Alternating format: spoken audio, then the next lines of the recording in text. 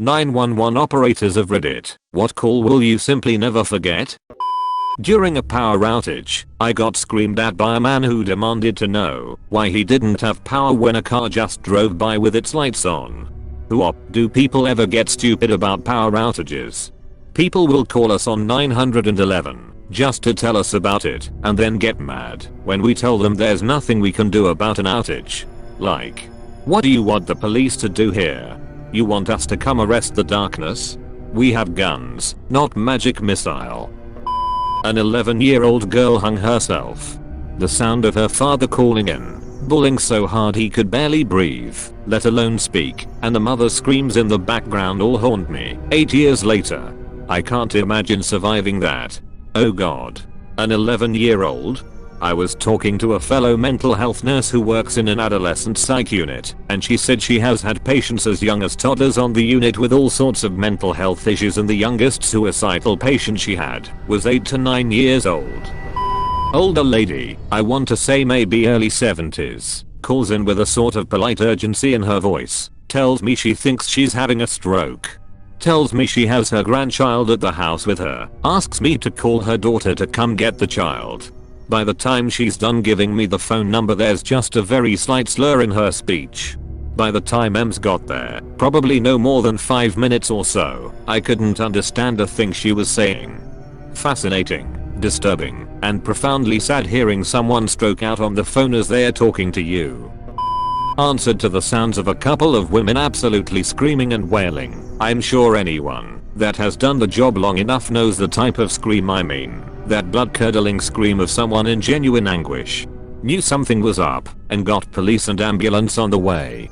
Trying to get them on the phone to get details, and a boy of no more than 5 years old comes on the phone and says my daddy is swinging from the roof and his eyes are open and staring.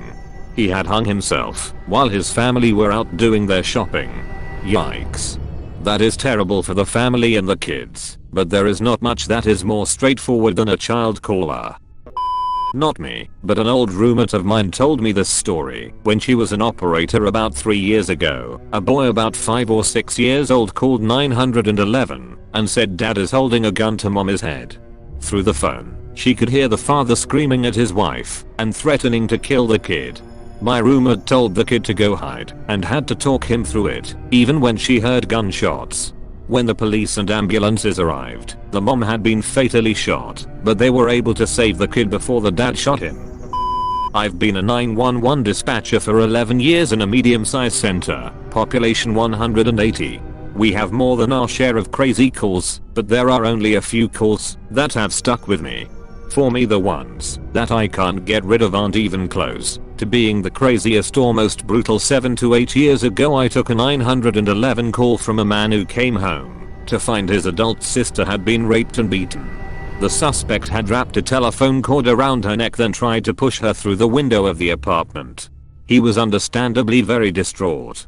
She was still alive and was able to talk to me. She had not been blindfolded, and I was certain I could get a description of the person who had done this to her. She answered all of my other questions, but absolutely refused to give me any info on the suspect.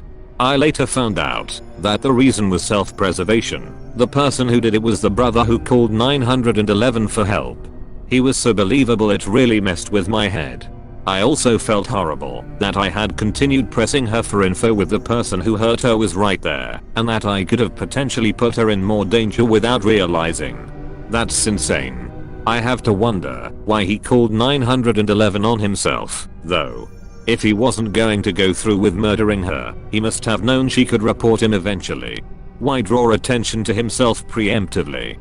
If you're brutally raping and assaulting your own sister, a lack of decision making and critical thinking skills are the last thing to be worried about in terms of personality aspects.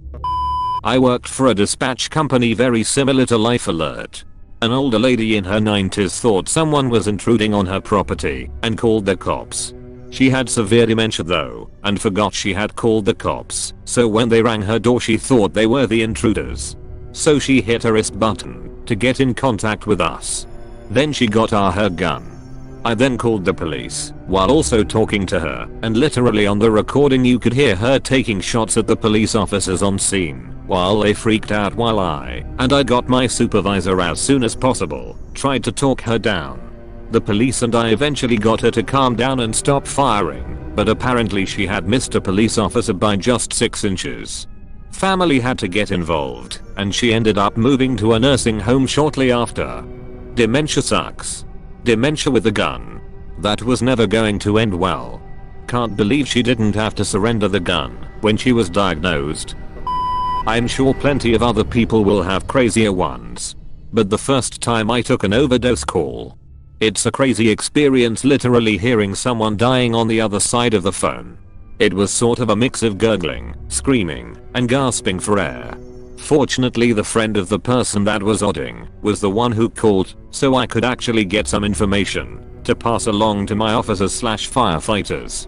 Unfortunately the caller was also super high and freaking out, understandably, and decided to lie about what drugs his friend was on, which slightly delayed Narcan being administered, not to the point that it mattered, but it did delay it. The person that outlived. For me, the worst ones are always the calls you can relate to on a personal level. I took a call last month from a father who discovered his son with a bag over his head and a note next to his body.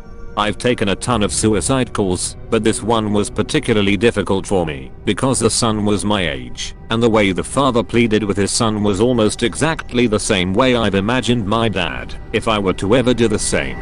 I've had the same "come on, buddy, don't do this to me" running in my head at least 2 to 3 times a day since.